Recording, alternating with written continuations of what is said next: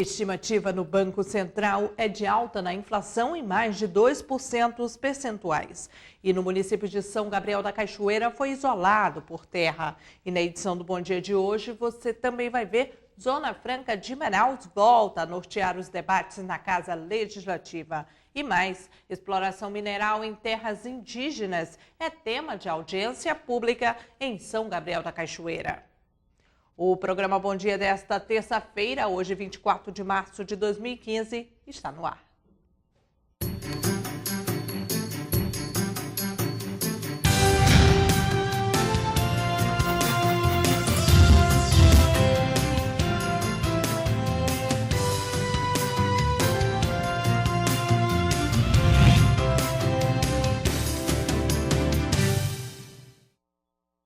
Olá, bom dia para você que acompanha ao vivo a programação da TV Assembleia. De acordo com economistas e instituições financeiras consultadas pelo Banco Central, a inflação deve fechar o ano em 8,12%. O índice ficaria assim acima da meta estipulada em 6,5% ao ano. Os analistas pioraram também as previsões para o Produto Interno Bruto. Os dados fazem parte do Boletim Focus, divulgado semanalmente pelo Banco Central. Inflação alta e retração da economia é o que prevê o Boletim Focus, divulgado pelo Banco Central nesta semana. Nele, analistas e instituições financeiras fazem uma estimativa dos índices econômicos para o futuro próximo.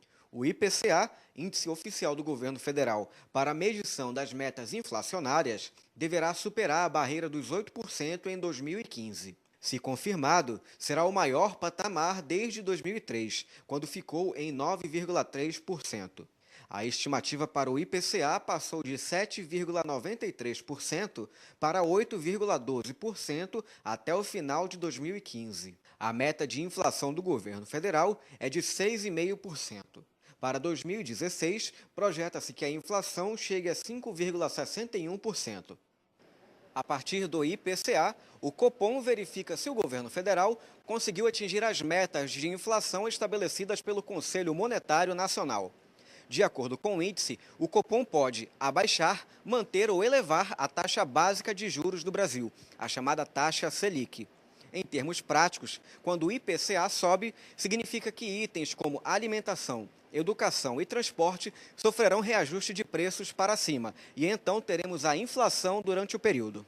Segundo analistas, a alta do dólar e dos preços de serviços administrados, como telefonia, água, energia, combustíveis e tarifas de ônibus, pressionam para cima os preços em 2015. No caso do PIB, a previsão dos economistas do mercado financeiro passou a ser de uma retração de 0,83% neste ano, contra 0,78% esperada anteriormente.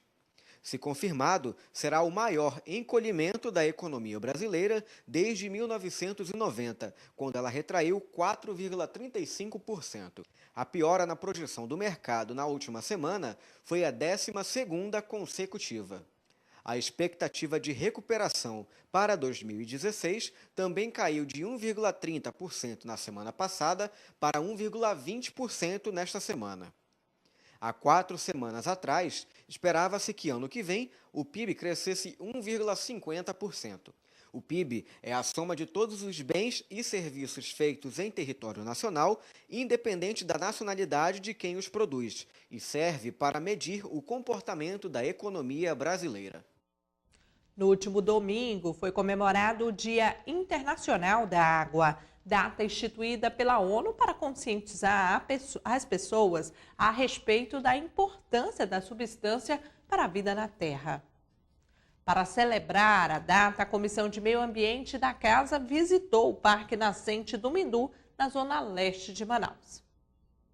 A história do Parque Nascente do Mindu começou há 9 anos. À época, mais de 100 famílias das comunidades Santa Bárbara e bairro Jorge Teixeira tiveram suas casas desapropriadas com o intuito de preservar a mata ciliar das nascentes do Igarapé do Mindu e a biodiversidade do local.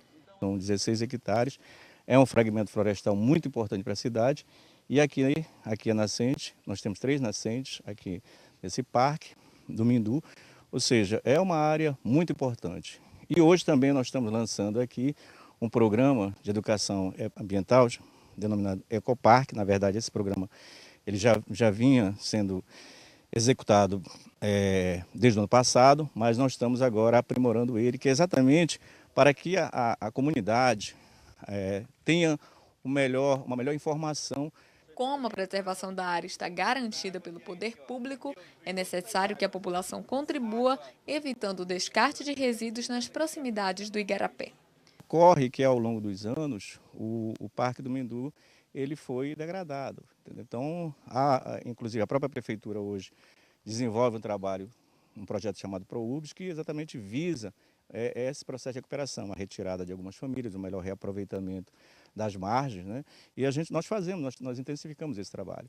É um trabalho muito grande, mas na verdade é o seguinte: como ao longo do tempo essa situação cresceu, então hoje realmente o poder público, ele, na medida do possível, ele vai fazendo todo o trabalho para ver se minimiza esses impactos. O presidente da Comissão de Meio Ambiente da ALEAN, deputado Luiz Castro, vê como positiva a iniciativa de preservar as nascentes e acredita que um dia todo o percurso do igarapé será revitalizado. A iniciativa primeira foi a de preservar as nascentes. Foi um trabalho importante feito pela prefeitura na época do ex-prefeito Serafim, da secretária Luciana Valente. E agora a gente tem esse cuidado redobrado, porque o município está fazendo o trabalho também para recuperar toda a orla do Mindu e recuperar, portanto, a vitalidade do igarapé, que é símbolo de Manaus, inclusive por conta do Parque do Mindu, um parque muito bonito ali no Parque 10, mas as águas ainda poluídas. Nós precisamos, portanto, não só apoiar a preservação das nascentes, mas estimular a preservação de outras nascentes na capital, no interior, e apoiar o trabalho do município com recursos federais de recuperação de todo o Mindu, para que um dia as pessoas possam novamente desfrutar do Mindu como foi no passado. O parlamentar destacou que os desafios ambientais enfrentados pelo Estado ainda são muitos. Cuidar das outras bacias hidrográficas que não estão ainda destruídas. O Tarumã, que está parcialmente poluído, e o Puraquequara, que está bastante ameaçado. Nós precisamos trabalhar isso em paralelo. Nós precisamos que o governo do estado e a prefeitura façam uma ação integrada com a participação da sociedade, para que nós não permitamos que o Tarumã seja totalmente destruído, já tem áreas bastante poluídas, e que o Puraquequara seja preservado. Então, nós não podemos nos orgulhar, como o poeta Tiago de Mello diz, o Amazonas é a pátria das águas, mas nós não vamos poder nos orgulhar em Manaus de sermos a capital da pátria das águas com as nossas águas todas poluídas. Para comemorar a data e a criação do parque, crianças da comunidade se reuniram para participar de atividades educativas e cantar os parabéns.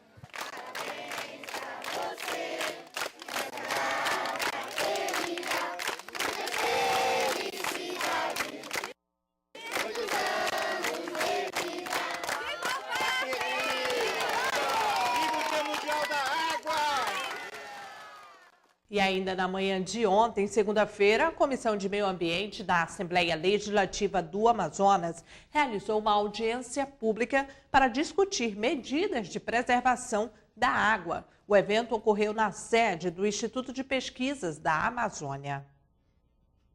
Os problemas e possíveis soluções para a utilização dos recursos hídricos do Amazonas foram debatidos na audiência pública sobre gestão da água, realizada pela Comissão de Meio Ambiente em parceria com o Instituto Nacional de Pesquisas da Amazônia, INPA.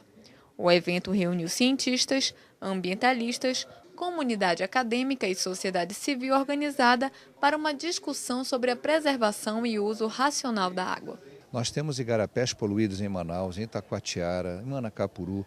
Nós temos a perda da qualidade de vida das pessoas que hoje não podem ter lazer com as suas famílias como tinham no passado aqui na nossa cidade. Nós temos a contaminação de lençóis freáticos que prejudicam o turismo, porque quando você recebe um turista e leva para o Parque Jefferson Pérez, para o Parque do Mindu, e ele percebe, sente o odor, a sujeira, o lixo, você espanta a atratividade turística, você tem aquele turista com a impressão negativa da cidade, até mesmo nos locais onde foram feitos investimentos. Nós precisamos também preservar a saúde. A água limpa, água de qualidade representa a saúde. O presidente da Federação de Agricultura e Pecuária do Estado do Amazonas, FAE, destacou que no estado, alguns produtores rurais já se utilizam de tecnologias de irrigação que permitem a melhor utilização dos recursos hídricos. A técnica da irrigação ela é muito importante, principalmente porque nós estamos vendo aqui no Amazonas que mais do que nunca, agora com essas grandes cheias, aí, com essas alterações climáticas, as áreas de várzea, que são as áreas mais férteis que nós temos, elas estão cada vez menos disponíveis durante o ano para a utilização para fins agrícolas. Então nós vamos ter que investir, apostar na produção de alimentos em terra firme. E para essa produção de alimentos, principalmente na época que não é a época chuvosa, a irrigação é muito importante para manter as condições ideais de fertilidade do solo para a produção agrícola e pecuária. O INPA também tem atuado para garantir o melhor aproveitamento da água. Entre os projetos que estão em fase de desenvolvimento, há um que vai beneficiar regiões isoladas, permitindo a utilização de filtros produzidos a partir do caroço de Tucumã. Utilizando caroço de palmeiras da Amazônia, principalmente do Tucumã, que nós temos muito caroço jogado fora, que vai inclusive entupir bueiros e causar problemas de inundação nas cidades. Então, um dos projetos muito interessantes é utilizando, por exemplo, o caroço de Tucumã para fazer um filtro para águas que sejam de péssima qualidade, né? Esse filtro vai tirar cheiro da água, vai tirar substâncias em suspensão, então vai dar mais transparência para a água. E como o caroço dessas palmeiras, né, no caso do Tucumã, é muito rico, porque é a parte da planta de reprodução, muito rico em nutrientes, a água, depois de passar por esse filtro, vai ter uma melhor qualidade em termos de nutrientes. O deputado Luiz Castro deverá apresentar um projeto de lei para estimular a preservação das nascentes de água no estado do Amazonas. E o município de São Gabriel da Cachoeira foi isolado por terra.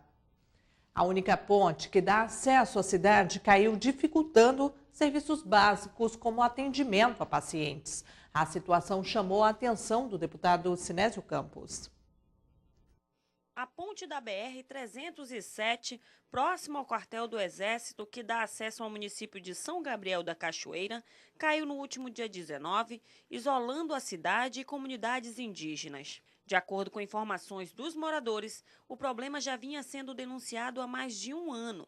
A situação dificulta serviços básicos, como o atendimento a resgate de pacientes, além de outras situações que dependem da estrada. Para minimizar a situação, este engenheiro, que está como responsável da obra, afirmou que um plano de emergência já está sendo realizado. Estamos trabalhando em convênio com o Exército, né? Por ser uma BR, né? Então estamos dando todo o apoio possível que a gente pode. O plano de emergência hoje, a gente vai reforçar com madeira a parte superior do bueiro para não descarregar todo o peso do aterro. Acho que entre hoje e amanhã a gente libera pelo menos a BR. Sendo que aqui a gente precisa de pelo menos uma semana para poder consertar esse desvio aqui, tá? Para dar acesso para a população. O deputado Sinésio Campos, que esteve na cidade, visitou o local e presenciou as dificuldades da população.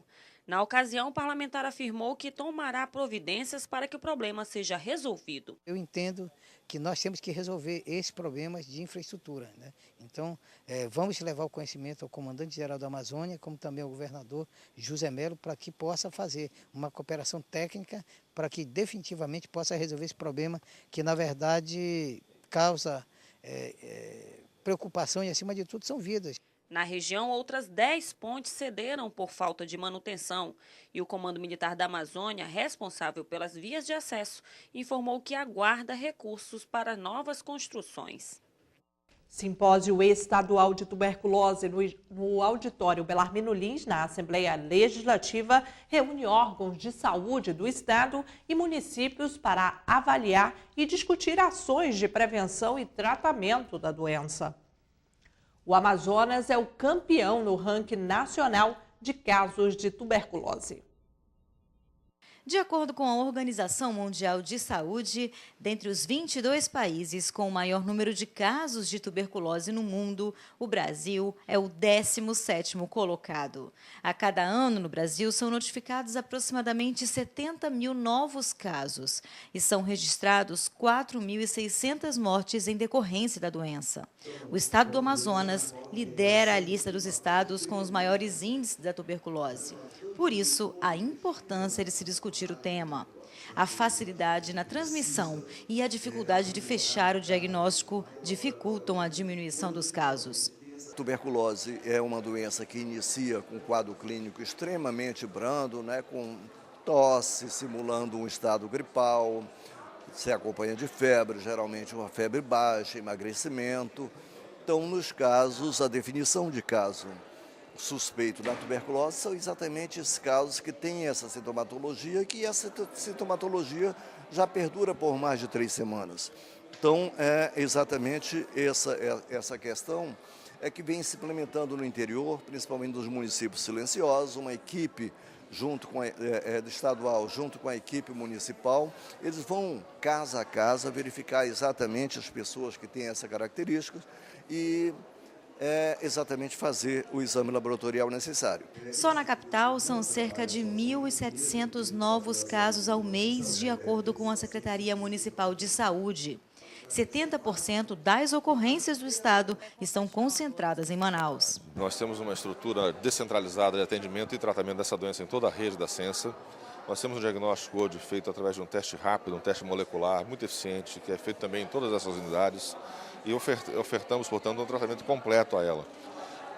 O diagnóstico é simples. As pessoas que têm tosse por mais de 3 semanas, qualquer pessoa deve se preocupar com a tuberculose, independente do nível social, independente de qualquer situação do trabalho, da condição que exista, ela deve se preocupar com isso. E, portanto, um diagnóstico precoce, levado a um tratamento até o final, a cura é absoluta. Com 15 dias já não transmite mais, vida normal. O estigma sobre essa doença não existe mais. O município de Parintins fica em segundo lugar em números de casos de tuberculose. Além da prevenção, equipes de saúde da família realizam a busca ativa de novos casos, visitando comunidades.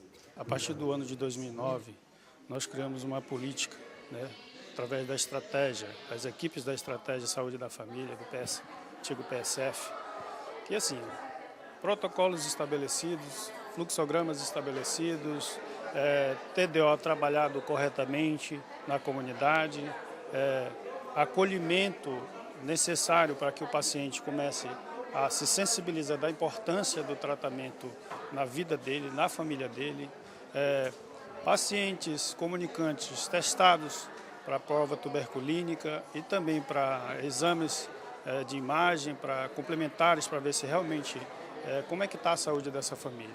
O tratamento da tuberculose tem a duração de 6 meses e logo nos primeiros meses o paciente já apresenta melhoras. O problema é que 60% das pessoas, quando se sentem melhores, abandonam o tratamento e voltam a transmitir a doença. Entre as populações mais vulneráveis estão os indígenas, pessoas com privação de liberdade, portadores de HIV e pessoas em situação de rua. E hoje o Centro Médico da Assembleia Legislativa também deve debater sobre tuberculose. Após mudanças no alto escalão do Executivo, o governador José Mello realiza primeira reunião com o novo secretariado. Educação e segurança pública foram os destaques da pauta. O presidente da Assembleia Legislativa, deputado Josué Neto, representou o poder legislativo. O governador José Mello fez na manhã deste sábado, 21 de março, a primeira reunião com o novo secretariado de governo. Durante o encontro com os titulares das pastas da administração direta e indireta, o governador discutiu e estabeleceu as metas a serem cumpridas a curto prazo nesse primeiro ano de mandato e também para os próximos anos. José Mello afirmou que, por conta do momento econômico atual, o governo vai precisar atuar de forma diferente, com gastos e estrutura mais enxutos. Ele destacou ainda que a prioridade é traçar políticas públicas por meio da Secretaria de Planejamento, Ciência e Tecnologia, que vai nortear as principais ações do governo. Esta secretaria ela tem 3 missões. Uma delas, ela vai estabelecer um planejamento em relação às políticas públicas traçadas pelo governo. Segundo, ela vai ter mecanismo de acompanhamento desse planejamento. E, finalmente, mecanismo de avaliação. Todas as ações do governo, elas são planejadas e a execução dela é acompanhada para se corrigir rotas ao longo desse acompanhamento e também avaliadas para saber se as metas estão cumpridas. Além dos investimentos nas principais áreas da administração estadual, como educação e segurança pública, que vai envolver as duas pastas e assistência social, como o programa Todos pela Vida, o governador também ressaltou que o setor de ciência e tecnologia terá papel fundamental, uma vez que serão desenvolvidos projetos voltados para as riquezas naturais do estado, transformando a biodiversidade em um produto de exportação. Todo mundo sabe que uma das metas do nosso governo é transformar o Amazonas num grande produtor de proteínas, isso é, de peixe, produzido em cativeiro. Eu quero que a ciência e tecnologia me dê todas as nuances tecnológicas desse sentido. Então, por outro lado, é também conhecimento de todos que nós temos aqui no Amazonas frutas que são altamente saudáveis e de grande requerida no mercado internacional. Então eu quero todo o conhecimento científico e tecnológico sobre essas frutas, para a gente criar uma nova alternativa econômica no estado. É também do conhecimento de todos que, apesar do esforço que nós estamos fazendo, quando a gente vai avaliar a educação, no quesito qualidade, ainda falta muita coisa. Eu quero que a ciência e tecnologia me ajude a melhorar os meus índices, meus indicadores em relação à educação, e quero também que ela me ajude a criar aqui no estado do Amazonas um case no campo da ciência e tecnologia que seja voltado para as questões ambientais. José Mello anunciou o funcionamento do Banco do Povo nas próximas semanas, com capacidade de financiamento de R$ 1,2 bilhão por ano. Na área da saúde, a Fundação SECOM receberá investimentos com a construção de uma nova ala para tratamento de químio e radioterapia e implantação do acelerador linear. A Santa Casa de Misericórdia será desapropriada e o Hospital da Zona Norte será inaugurado em agosto. A Comissão de Geodiversidade da Assembleia Legislativa esteve em São Gabriel da Cachoeira neste fim de semana para debater sobre exploração mineral em terras indígenas. De acordo com o presidente da comissão, deputado Sinésio Campos, o primeiro passo é ouvir a população e as autoridades para a elaboração de uma proposta que será enviada ao Congresso Nacional, onde já tramita um projeto de lei que trata do assunto. Distante 852 quilômetros de Manaus, o município de São Gabriel da Cachoeira possui uma população composta na maioria por índios. Mas além da riqueza cultural, o local tem ainda a riqueza mineral no subsolo que não é explorada devido à legislação brasileira, que protege as reservas indígenas. No Senado Federal, tramita desde 1996 o projeto de lei de número 1610, que trata sobre a extração mineral nessas áreas. Com o objetivo de contribuir para a consolidação da proposta, o presidente da Comissão de Geodiversidade da Assembleia Legislativa, deputado Sinésio Campos, iniciou uma série de audiências públicas. Aqui saímos já com uma agenda extremamente positiva, já marcamos para o dia 6 de abril, às 2 horas da tarde, uma reunião de planejamento, onde as lideranças e os órgãos que aqui se fizeram presente vão entregar para a Comissão de Mineração, para a presidente da Comissão de Mineração da Assembleia Legislativa, para junto compilar, trabalhar um documento, uma proposta, que por fim estaremos encaminhando sim à Comissão Especial do Congresso Nacional, que está tratando o projeto de lei de número 1610 de 1996, que desde lá tramita, para que a gente possa aprovar um projeto de lei que tenha a cara e a vontade do povo do Brasil e especialmente da população indígena do Amazonas. Durante a reunião, o superintendente substituto do Departamento Nacional de Produção Mineral explicou quais são os potenciais do município.